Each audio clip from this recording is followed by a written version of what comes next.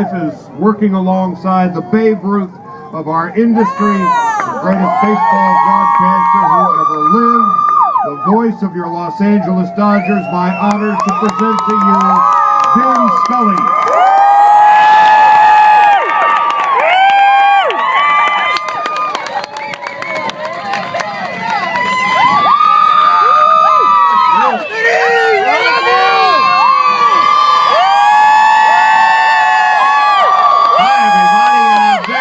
Pleasant good afternoon. You are the best. You are the best. We love you, Vinny. I really find it hard to believe, because I was fortunate enough to be here back about 1960-61 when they were moving 16 million or cubic yards of dirt in order to build Dodger Stadium. And I happened to look up the opening of Ebbets Field back in Brooklyn. And that opening day, if you can imagine, they had a full house, 30-some-odd thousand.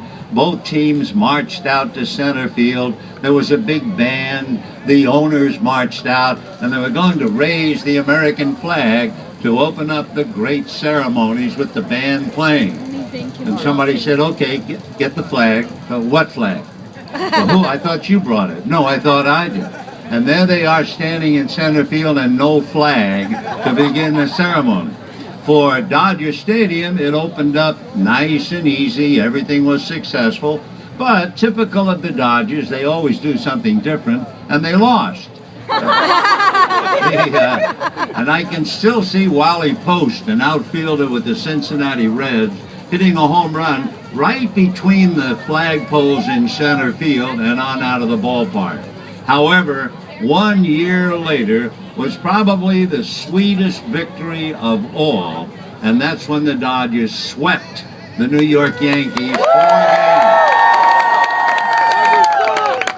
I also must share something with you. During that series, in fact, even before the series, the great announcer for the Yankees, Mel Allen, had a very, very bad throat, and the doctors told him, keep your voice down and get through September, and then when the World Series, stay calm and stay quiet, and Mel did. But we were all aware of how precarious it was for him to do the World Series, and he was doing fine. And we got to the fourth game. The Dodgers had won the first 3, and everything was all right. I was supposed to go downstairs to the clubhouse to interview whoever won that game, and it was going to be the Dodgers. And Mickey Mantle came up, and Mantle hit a ball to the orange level in left field, down the left field line.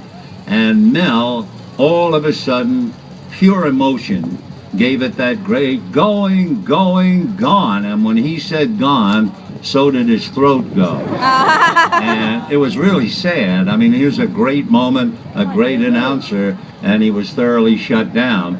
And instead of me leaving, the NBC people said, no, you'll have to take over. And so as sweet a moment as it was for the Dodgers and for me, to be honest, it was also very bittersweet, because there, but for the grace of God, would be I instead of Mel. So every time I come here, I must tell you, I am so full of thanks for the privilege and the honor of watching the games and talking to you good folks, because believe me, the players are great. The players are wonderful, but the players are in their own particular world. And there is nothing in the world that thrills me more than the roar of the crowd, that wonderful feeling that you generate.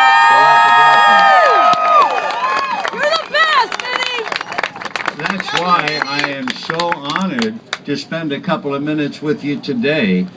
I can't spend more than that. I'll tell you, with me, if I read with a electric light bulb, I get sunburned. And so if I stay here too long, there'll be a pile of ashes, and that'll be the end of me. But you know what? Sun or otherwise, I wouldn't miss the opportunity to tell you how much I respect you and admire you, and your enthusiasm is incredible. We always felt in Brooklyn that the fans had a lot to do with the team because they were so close to the ballpark. Ebbets Field was very tiny. Here, spacious Dodger Stadium, you might think, in all honesty, that you would look at the crowd and it would be like wallpaper, just a lot of colors and but it's not. It's the most animated, wonderful crowd I've ever seen throughout all the years going to all the other ballparks. I salute you for that and for your enthusiasm. Also, I think you get the same feeling that those of us inside the organization have. There's a new look. There's a definite new feeling here, and it's reflected on the field. This team is a successful team, and playing right now without Matt Kemp and without Juan Rivera, without Jerry Hairston, without Juan Uribe, and they're still winning. They're still doing very well. So there are two things, I guess, to keep in mind. Number one, the ones who are on the sideline with injury, they will get better, and so will the team. And Ned Colletti, without putting him on a spot, but he was mentioning the other day that for the first time in a long time, he really feels like a general manager. The translation of that is simple. Frank McCord had his problems with bankruptcy and money, and now, the magic word, right? I really dropped that in to see if you were paying any attention.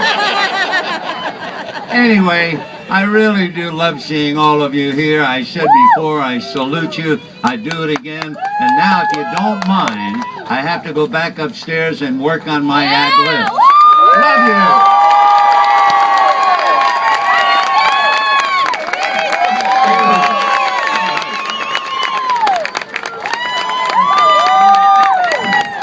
All right, ladies and gentlemen, I tell you what, was that a treat?